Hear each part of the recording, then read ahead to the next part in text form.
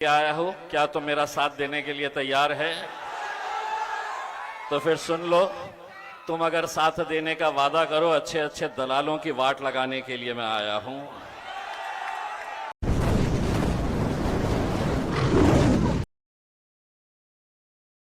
अस्सलामुअलैकुम वरहमतुल्लाहि ताला वबरकातुहू। उम्मीद करता हूँ कि आप हज़रात खैरियत से होंगे।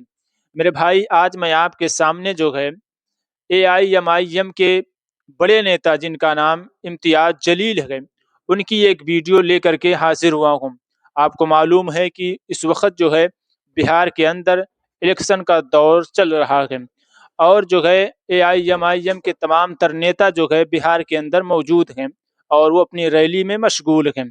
तो उसी दौरान जो है इम्तियाज़ जलील ने एक बड़ा बयान दे दिया है। उस बयान को आपको सुन करके जाना है। आपको मालूम होगा, इम्तियाज़ जलील को हराने वाले मुसलमान थे। इम्तियाज़ जलील को हराया जो वो मुसलमान लोग थे। उसी तरीके से आज बिहार के अंदर जो है मुसलमानों को हराने के लिए मुसलमान खड़े हो चुके हैं। इसी को लेकर के जो है इम्तियाज़ जलील ने बड़ा बयान दे दिया और जो है सोशल मीडिया पर बड़ी तेज़ी के साथ वायरल हो रहा है। मैंने चाहा कि इस बयान को क्यों ना आप तक पहुंचा दिया जाए। हो सकता है आपके ज़हन के आपका ज़हन बदल जाए, आपके ज़हन की तमाम तर बातें बदल जाएँ और आप जो है खुल करके MIM पार्टी को जो है सपोर्ट करने लगे। इसलिए कि AIMIM पार्टी वो पार्टी है जो मुसलमानों के हुकूक की बात करती है, मुसलमानों की क़यादत की बात करती है। इसीलिए लगता है वो सबके सामने बुरी नज़र आती है। बारकैफ मेरे भाई, इम्तियाज़ जलील की आप बातों को सुन करके जाना। बड़ी अच्छी बात कही है और मैं आपसे इतना कहूँगा कि अगर आप हमारे यूट्यूब चैनल पर नए आए हो तो हमारे चैनल को लाजमी सब्सक्राइब कर दें, हमसे जुड़ जाएँ और जो है ताकि हम आप तक ये वीडियोस पहुंचाने के लिए आसानी के साथ पहुंच भी सकें। मेरे भाई, मैं उम्मीद करूंगा कि आप पूरी वीडियो सुन करके जाएंगे और इम्तियाज़ जलील की बातों को सुन करके कमेंट में आप अपनी राय ज़रूर पेश करके जाएंगे। मेरे भाई, आइए देर नहीं करते हैं, सबसे पहले जो है इम्तियाज़ जलील की उस वीडियो को, उस बयान को आप हज़रात की निगाहों के सामने रखते हैं। उसको देखें और सुनने के बाद वीडियो अगर अच्छी लगे तो वीडियो को आगे लाजमी शेयर कर देना। तुम समझ रहे हैं कि मैं नगमे सुनाने के लिए आया हूं, तो मैं तुमसे सिर्फ ये पूछने के लिए आया हूं, क्या तुम मेरा साथ देने के लिए तैयार है? तो फिर सुन लो, तुम अगर साथ देने का वादा करो, अच्छे अच्छे दलालों की वाट लगाने के लिए मैं आया हूं। मेरे कायद बैरिस्टर असदुद्दीन अवैसी साहब, आज कोचाधामन की सड़कों पे हमें जाना हुआ। बहुत सारी गलियों में जब हम घूम रहे थे, एक मंजर मैंने देखा और आज से 10 साल पहले जब हम पहली मर्तबा इस सरजमीन के ऊपर कदम रखे थे, उस वक्त मजलिस का हाथ कोई थामने के लिए तैयार नहीं था। मजलिस के खिलाफ बोलने वालों की तादाद बहुत ज्यादा थी। आज अल्हम्दुलिल्लाह जिस किसी रास्ते से गुजरते हैं, बुजुर्ग लोग खड़े रहकर पतंग छाप और असद साहब के लिए जो दुआएं देते हैं, वो शायद इसलिए मुमकिन हुआ है कि आज पिछले 10 सालों से जो बैरिस्टर असदुद्दीन अवैसी साहब ने सीमांचल के अंदर जो लगातार मेहनत की है, उसी का नतीजा है कि आज हमारी माओं और बहनों को बोलने की जरूरत नहीं पड़ती है।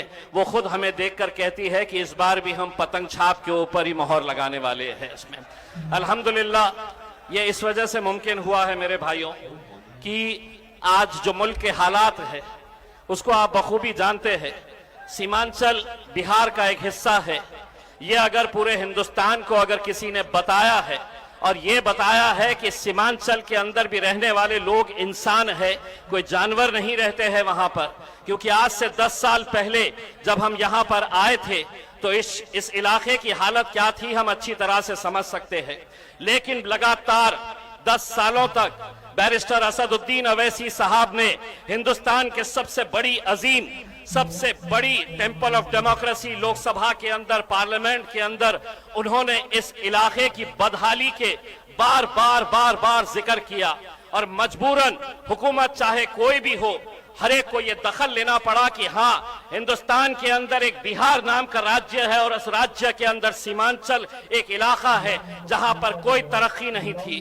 लेकिन आज जब हम ये बदलाव देख रहे हैं तो अगर इसका क्रेडिट अगर किसी एक को जाता है तो कोई हुकूमत को नहीं जाता है। अगर सीमांचल के अंदर अगर आप बदलाव देख रहे हैं तो उसका क्रेडिट सिर्फ और सिर्फ मेरे कायद बैरिस्टर असदुद्दीन अवैसी साहब को जाता है। मेरे भाइयों, आज यकीनन आज मुल्क के जो हालात हैं आप अच्छी तरह से समझ रहे हैं। आप देख रहे हैं कि किस तरीके से हमें हर पॉलिटिकल पार्टी बनाए हुए राज्य की सरकार हो या नरेंद्र मोदी की केंद्र की सरकार, हर एक के निशाने के ऊपर आप है और हम है। किस तरीके से हमारी मस्जिदों को आज गिराया जा रहा है, शहीद किया जा रहा है, किस तरीके से आज हमारी बच्चियों को पढ़ने से रोका जा रहा है, लाउडस्पीकर हटाकर हमारी अजानों पर पाबंदी लगाई जा रही है, तुम हिजाब नहीं पहन सकते हैं, ये हमारी बच्चियों को बताया जा रहा है और हमसे कहा जा रहा है सब्र करो। लोग कहते हैं कि असदुद्दीन अवैसी साहब इतना कड़वा क्यों बोलते हैं? वो इसलिए बोलते हैं कि तुम्हारी तकलीफ अगर किसी ने समझी है, किसी ने जाना है, तो वो बैरिस्टर असदुद्दीन अवैसी साहब। इसीलिए पिछले कितने सालों से लोग इन्हें कहते हैं कि आप जाते हैं तो भड़काऊ भाषण करते हैं, आप जाते हैं तो आपकी जबान इतनी तीखी क्यों होती है? असद साहब उन्हें बस एक ही बात कहते हैं, तुम्हारे सोच के सांचे में ढल नहीं सकता, जबान काट लो, ये लहजा बदल नहीं सकता। तुम्हारी सोच के सांचे में ढल नहीं सकता, जबान काट लो, ये लहजा बदल नहीं सकता। मुझे भी क्या मोम का पुतला समझ रहे हो क्या? तुम्हारी लौ से ये लोहा पिघल नहीं सकता। लेकिन आज असदुद्दीन अवैसी साहब को नीचा दिखाने के लिए, मजलिस को नाकामयाब करने के लिए तमाम सियासी पार्टी एक मंच पर आ चुके हैं। सभी ने अंदरूनी एक फैसला कर लिया है कि आगे की सियासत, हमारी दुकानें बंद हो जाएगी। अगर असदुद्दीन अवैसी साहब यहां पर अपना डेरा जमाएंगे तो हमारे लिए बड़ा मुश्किल हो जाएगा। तो वो लोग आपस में ये सोच रहे कि हम में से कोई भी हारे, कोई भी जीते चलेगा, लेकिन असदुद्दीन अवैसी साहब ने जीतना नहीं चाहिए, मजलिस ने सीमांचल के अंदर जीतना नहीं चाहिए। अरे बेवकूफों, तुम्हें समझ में नहीं आता है, तुम्हारी साजिशें चल रही होगी, लेकिन आवाम तो मेरे कायद बैरिस्टर असदुद्दीन अवैसी साहब के साथ जुड़ चुकी है, पूरी ताकत के साथ जुड़ चुकी है। आज हमें इस बात का अंदाजा तो हो रहा है कि आज अल्हम्दुलिल्लाह जिस पार्टी के बारे में यह कहा जाता था, बैरिस्टर असदुद्दीन अवैसी साहब को देखकर लोग ताने कसते थे, मजाक उड़ाते थे और ये कहते थे कि ये अकेला इकलौता एक मेंबर ऑफ पार्लियामेंट है, एक ही सांसद है और जिंदगी भर एक ही रहेगा। लेकिन अल्हम्दुलिल्लाह 2019 से 2024 में जब असदुद्दीन अवैसी साहब पार्लियामेंट गए तो उन 5 सालों के अंदर अकेले असदुद्दीन अवैसी साहब नहीं थे, उनका भाई इम्तियाज जलील भी वहां पर जाकर बैठा था। और जब गए वहां पर तो उन्हें ऐसा लग रहा था कि बोलना, असद भाई के बोलने से वो इतने परेशान थे, इतने तकलीफ में थे। और जब हमने बोलना शुरू करा तो उन्हें इतनी ज्यादा तकलीफ हुई, बोले ये तो बोलते ही थे, दूसरा भी आया है तो बहुत ज्यादा बोल रहा है। और हुआ ये कि 2024 के अंदर ये तमाम सियासी पार्टियां एक साथ मिलकर आ गई, भाजपा आ गई, शिवसेना आ गई, एनसीपी आ गई और पूरों ने मिलकर एक साजिश रची। कांग्रेस भी उसके साथ शामिल हो गई और उन्होंने उस साजिश के जरिए मुझे हरा दिए। लेकिन हराने के बावजूद भी मैं एक बात कहना चाहता हूं, अगर आप ये समझ रहे हैं कि हमने एक इलेक्शन हारा है, कभी महाराष्ट्र आके देखो हमारे जलवे कैसे हैं, तुम्हें पता चल जाएगा।